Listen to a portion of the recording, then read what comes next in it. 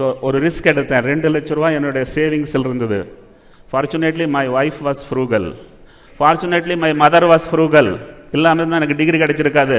My wife was frugal. 2 லட்ச ரூபா இருக்குது. 2 மாதம் 5,000 தான் செலவு குழந்தைங்களுக்கு பராமரிக்கிறதுக்கு. 2 லட்சம் தான் 40 மாதம் ஃபேமிலி சேஃப். Tick number 1. இஎம்ஐயே கிடையாது. Tick number 2. My wife is working with State Bank of India. Tick number 3. Resign பண்ணிட்டு வீட்டுக்கு போயிட்டேன். ஒய்ஃபோட டிஸ்கஸே பண்ணல. In life either you can discuss or you can decide. You can't do both. நாம் என்ன பண்ணுறோம்? டிஸ்கஸ் பண்ணுறோம். டிஸ்கஸ் பார்த்தினா டிசிஷன் எடுக்கவே முடியாது.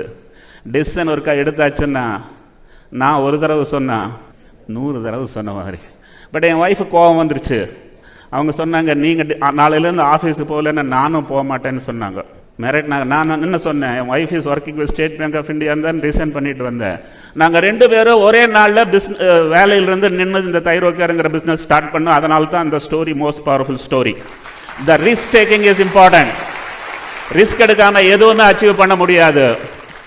ஸோ தைராய்டு பயோகெமிஸ்ட்ரியில் எம்எஸ்சி, தைராய்டு பயோகெமிஸ்ட்ரியில் பிஹெச்டி. நான் பார்த்தேன் தைராய்டுக்கு ஓவர் சார்ஜ் பண்ணிட்டு இருக்கானுங்க. இது நாம் டிஸ்அவுட் பண்ண முடியும். ஸோ 2 லட்ச ரூபா பணத்தை வச்சு பிஸ்னஸுக்குள்ளே நுழைஞ்சு எந்த விதமான ஒரு நாலேஜ் ஆஃப் நார்த்தோ, நாலேஜ் ஆஃப் நேஷனல் பிஸ்னஸோ, பிராண்டிங்கோ ஒன்றுமே இல்லாத ஒரு கவர்மெண்ட் ஆஃபீஸர் பிஸ்னஸ்க்குள்ளே நுழைஞ்சாச்சு. நிறைய இன்னோவேஷன்ஸ் கொண்டுட்டு வந்தேன். அதில் ஒரு சில இன்னோவேஷன்ஸ் மட்டும் சொல்கிறேன், கேட்டுக்கோங்க. இது வரைக்கும் விலை குறைவாக வச்சு தோத்ததாக எந்த கம்பெனி வரலாறும் கிடையாது.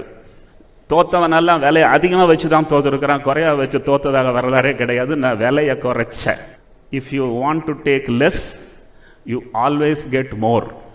And if you want to take more, you always get less. So அது ஒரு இன்னோவேஷன். கோயம்புத்தூரில் அன்னபூர்ணா, ஒரு கிச்சன் 10 ரெஸ்டாரண்ட். அந்த கிளவுட் கிச்சன் அன்னைக்கே கோயம்புத்தூர்காரன் கிங்கு.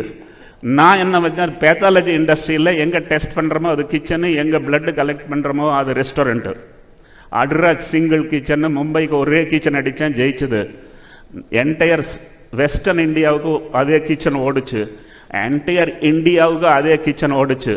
10 கண்ட்ரிக்கு ஒரே கிச்சனை வச்சு, ஒரே லெபோரட்டரி வச்சு, பில்லியன் பாப்புலேஷனுக்கு சிங்கிள் லெபோரட்டரி கிரியேட் பண்ணேன்.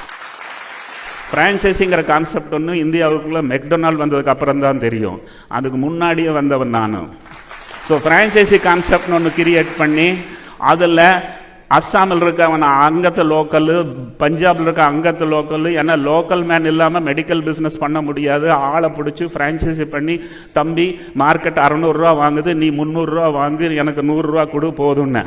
அவன் மயக்கம் போட்டு விழுந்துட்டான். அன்னைக்கு மயக்கம் போட்டு விழுந்தவன் இன்னைக்கு வரைக்கும் எந்திரிக்கல. அந்த அளவுக்கு மோஸ்ட் பவர்ஃபுல் பிஸ்னஸ்.